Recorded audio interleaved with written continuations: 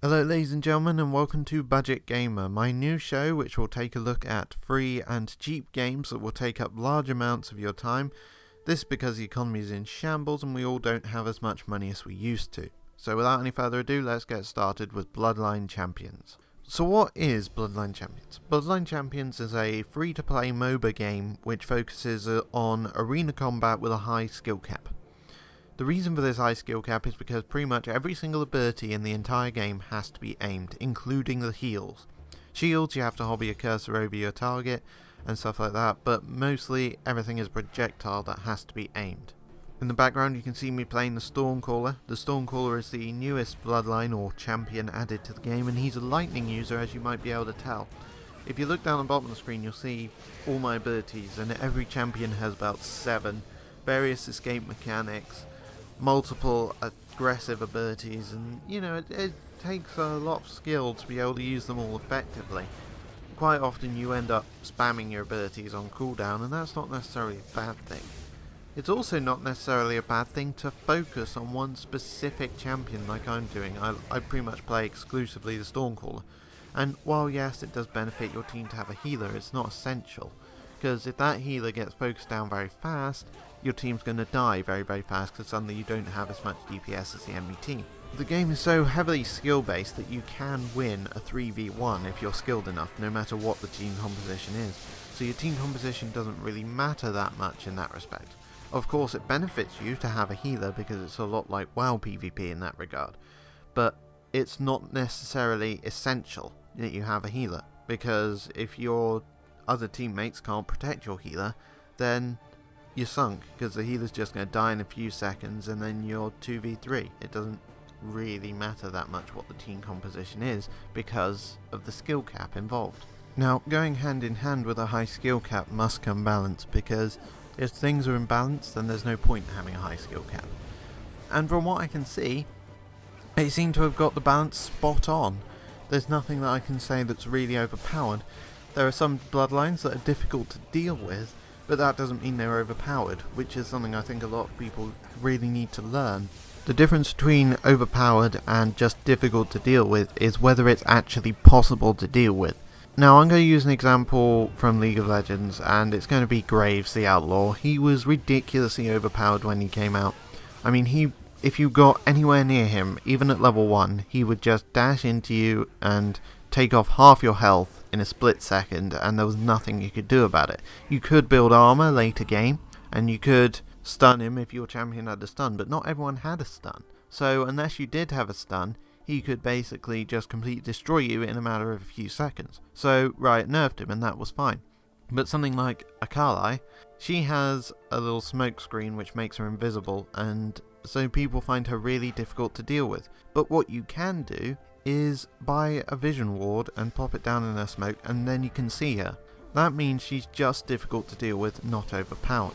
Now you see, there's the difference. When Graves had his obscene burst, there was nothing you could really do about it apart from stay the hell away from it. With Akali, there are ways you can counter it, and that's really the difference between overpoweredness and just difficult to deal with. I hope that's cleared things up. So, going back to Bloodline Champions, the balance is nothing short of exceptional. It really is. And that, combined with the fact that the games only last 4 to 5 minutes, means that you can very happily play this game for hours, and you can lose games, but you never get frustrated by it.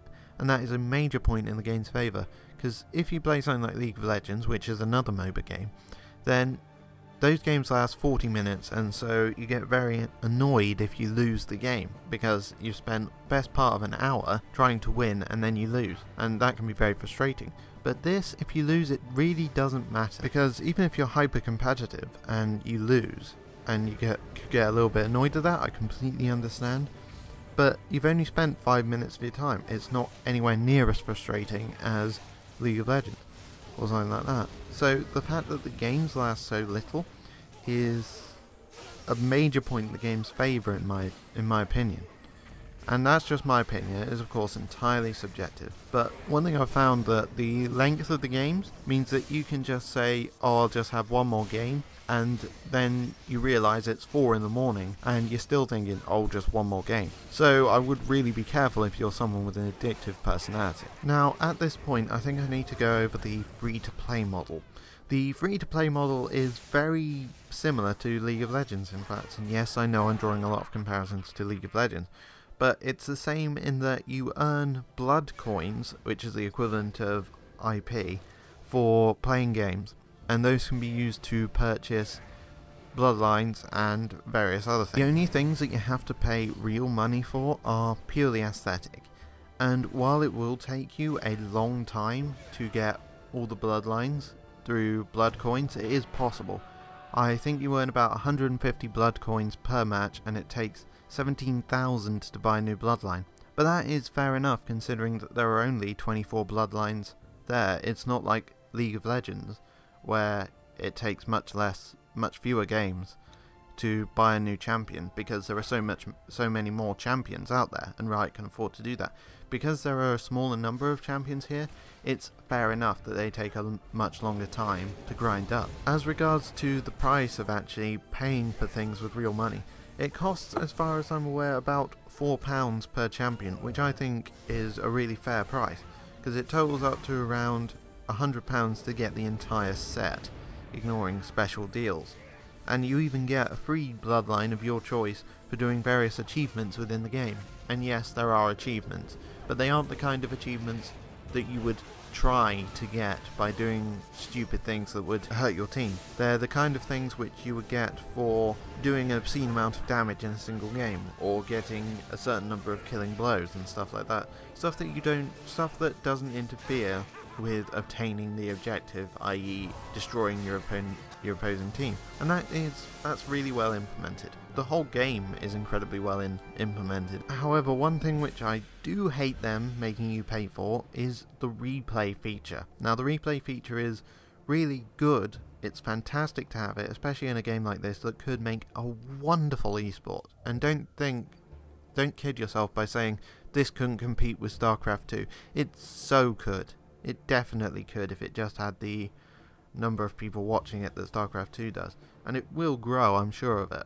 And I'm sure Bloodline Champions will get up there eventually.